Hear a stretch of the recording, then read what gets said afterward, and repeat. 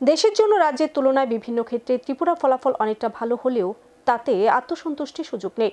আরও ভালো করতে হবে। যেখানে খামতি রয়েছে সেগুলি কাটিয়ে তুলতে হবে। রাজ্যে প্রতিভার অভাব নেই। সেই প্রতিভাকে কাজে লাগিয়ে ত্রিপুরাকে আরও সামনের দিকে এগিয়ে নিয়ে যাওয়ার লক্ষ্যে কাজ করে চলেছে সরকার। আগরতলা মহারানী তুলসীবতী বালিকা বিদ্যালয়ে দুদিনব্যাপী রাজ্যস্তরীয় বাল বৈজ্ঞানিক প্রদর্শনীর আনুষ্ঠানিক উদ্বোধন করে এমনটাই বললেন উদ্বোধক তথা রাজ্যের মুখ্যমন্ত্রী ডক্টর মানিক সাহা। রাজ্য সরকারি শিক্ষা দপ্তরের অন্তর্গত এসসিআরটির উদ্যোগে শুরু হলো রাজ্যস্তরীয় বাল বৈজ্ঞানিক প্রদর্শনী।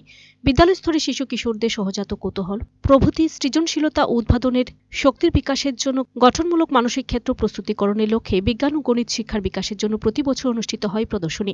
এবারও যেন তার ব্যতিক্রম নয়। জাতীয় স্তরের প্রদর্শনীকে সামনে রেখে আয়োজিত জাতীয় শিক্ষা গবেষণা ও শিক্ষাকর্মীদের বিজ্ঞান, গণিত এবং পরিবেশ বিষয়ক এবারের এই প্রদর্শনীর মূল ভাবনা হল সমাজ কল্যাণের জন্য বিজ্ঞান ও প্রযুক্তি, যার অধীনে আরও 5টি বিষয়কে অন্তর্ভুক্ত করা হয়েছে। সেগুলি হল স্বাস্থ্য, কৃষি, যোগাযোগ, পরিবহন, পরিবেশ বান্ধব জীবনশৈলী ও গণনামূলক চিন্তন প্রভৃতি।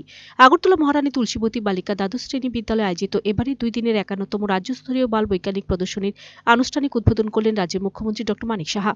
এছাড়াও উপস্থিত ছিলেন শিক্ষা দপ্তর ও এনসিইআরটির উচ্চপদস্থ আধিকারিকরা। অনুষ্ঠানে কনাদ নামে একটি স্মরণিকা প্রকাশ করেন মুখ্যমন্ত্রী। রাজ্যের 8টি জেলা থেকে 5 জন করে ক্ষুদে বিজ্ঞানী তাদের বৈজ্ঞানিক চিন্তা ভাবনার মডেল তুলে ধরেন এই প্রদর্শনীতে।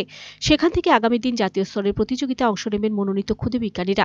শুক্রবার 2 দিনব্যাপী প্রদর্শনী মডেল পরিদর্শন করে উপস্থিত ছাত্রছাত্রী ও শিক্ষক শিক্ষিকাদের উদ্দেশ্যে বক্তব্য রাখতে গিয়ে মুখ্যমন্ত্রী ডক্টর মানিক সাহা বলেন, বিজ্ঞান ছাড়া উন্নয়নের কোনো সুযোগ নেই। গোটা দেশ এখন তার উপর গুরুত্ব দিচ্ছে। ইসরায়েল একটা ছোট দেশ হলেও বিজ্ঞানকে সামনে রেখে প্রযুক্তিকে ব্যবহার করে উন্নত করেছে বলে গোটা বিশ্বের মানুষ তাদের দিকে তাকিয়ে থাকে। মুখ্যমন্ত্রী আরও বলেন, অতীতীয় স্কুলে বিজ্ঞান মেলা হতো, কিন্তু এখন এর অনেক পরিবর্তন এসেছে। বিজ্ঞান মানুষকে দিশা দেখায়। নতুন প্রজন্ম চাইছে সারা পৃথিবী নিজের হাতের মুঠোয় নিতে। যারা নিউ জেনারেশন তারা চায় যে সারা পৃথিবী যেন হাতের মুঠোয় থাকে, কারণ জ্ঞান ছাড়া কিচ্ছু হবে না। আর বিশেষ করে সায়েন্সের স্টুডেন্টদের, সায়েন্স মানেই যুক্তি। এখানে ফিলোসফি কোনো কাজ করবে না। এখানে সায়েন্স মানে যুক্তির সাথে প্রমাণিত সব জিনিস, প্রমাণ করে দেখাতে হবে সব জিনিস।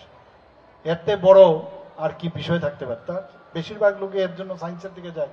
আমি অন্য বিষয়গুলো আমি বলছি না, খাটো করে দেখছি না।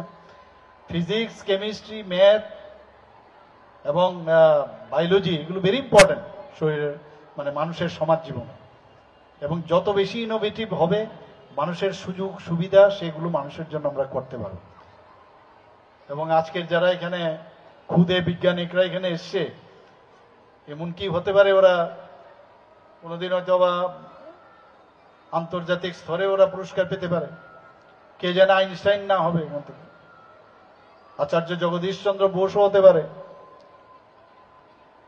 আমাদের যারা আমাদেরকে শিখিয়েছে যে ভারত কোন জায়গায়, আজকে নালন্দা বিশ্ববিদ্যালয়ের কথা আমরা বলি, তক্ষশিলার কথা বলি। কোনো এক সময় বিদেশ থেকে মানুষ আসতো ভারতবর্ষে পড়াশোনার জন্য। এখন আমরা খুব গর্ববোধ করি আমাদের ছেলে মেয়ে যখন কোথায় থাকে। আমার ছেলে মেয়ে আমেরিকায় থাকে, ইউকেতে থাকে, অস্ট্রেলিয়াতে থাকে, কিন্তু এরকমটা ছিল না। কিন্তু ধীরে ধীরে আমাদের মাননীয় প্রধানমন্ত্রীজি 2014 পর থেকে আসার পর থেকে ভারতবর্ষের চেহারা কিন্তু এখন উল্টো পথে পুনরুদ্ধারের বিষয় দাঁড়িয়েছে। G20-তে আমরা দেখেছি, এবং আমরাও কিন্তু সেই দিশায় আমরা কাজ করছি। আমরা কেন আমাদের এখানে যারা ক্ষুদে বিজ্ঞানিকরা আছে তাদেরকে, যারা গার্জিয়ানরা আছে তারা কিন্তু তারা যে জিনিসটা করতে পারেনি, তারা চায় যে এই জিনিসটা আমার। Video report, search India.